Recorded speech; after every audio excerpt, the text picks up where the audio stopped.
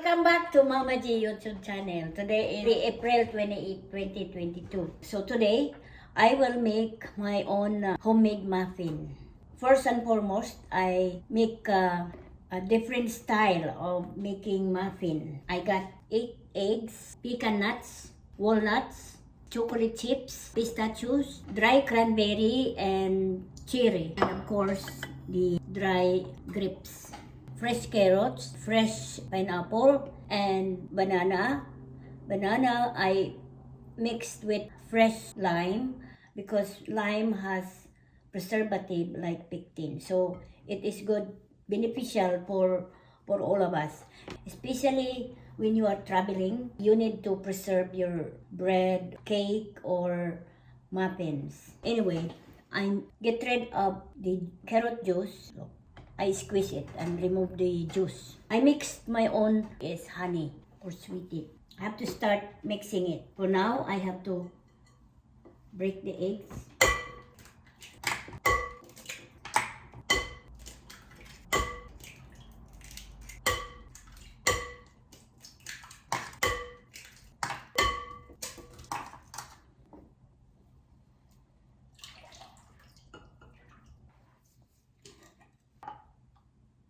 One cup of honey, 2 tablespoons of vanilla, 1 tablespoon of baking powder, 3 teaspoons of baking soda. All the dry goods must be mixed in one bowl.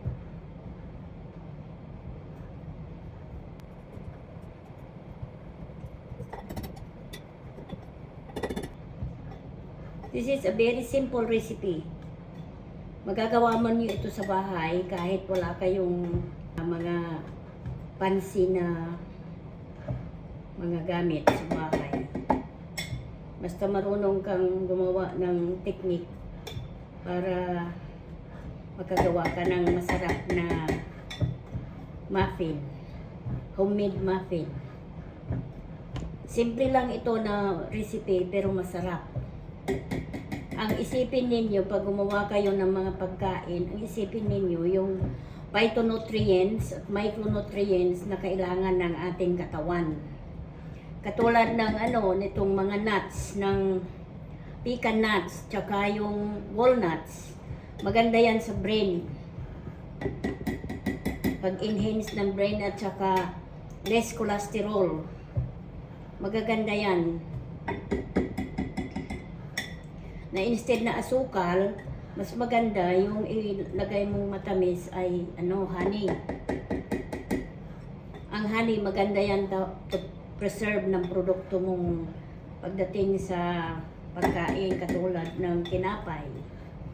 Mostly pag gumawa ako ng egg bread, ang ginagamit ko instead na asukal, ginagamit ko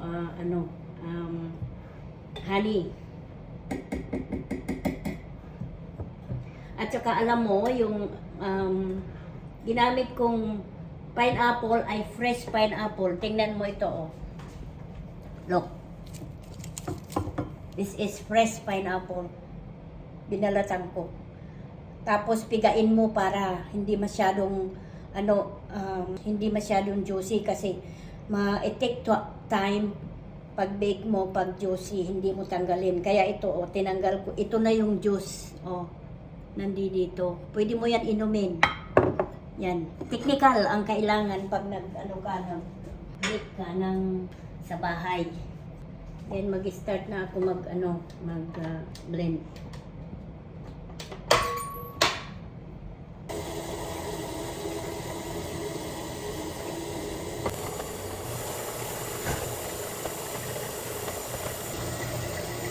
Okay.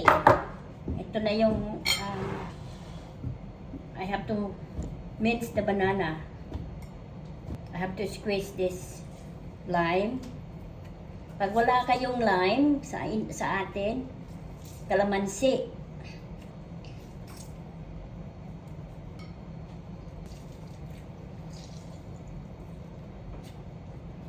One lime is sufficient enough to preserve the homemade muffin.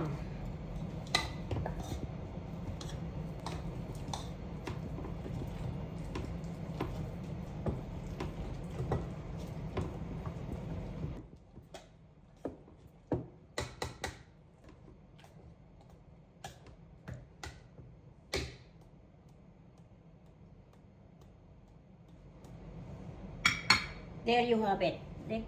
See? Ito, pag means ng banana, ganito. Pwede kayo dyan bumili sa Pilipinas ng ganyan. Madali lang. Ilalagay na natin dito. Yan.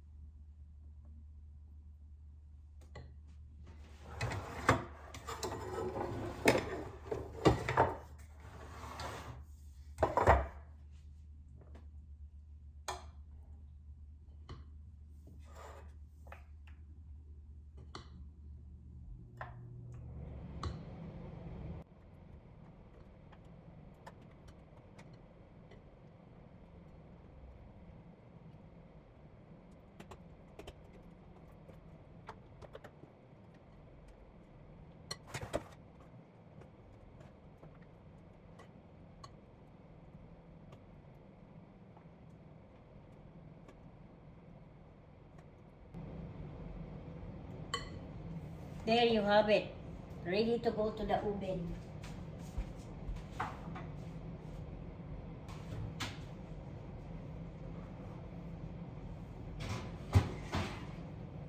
There you have it in the oven. Diyan na sa oven.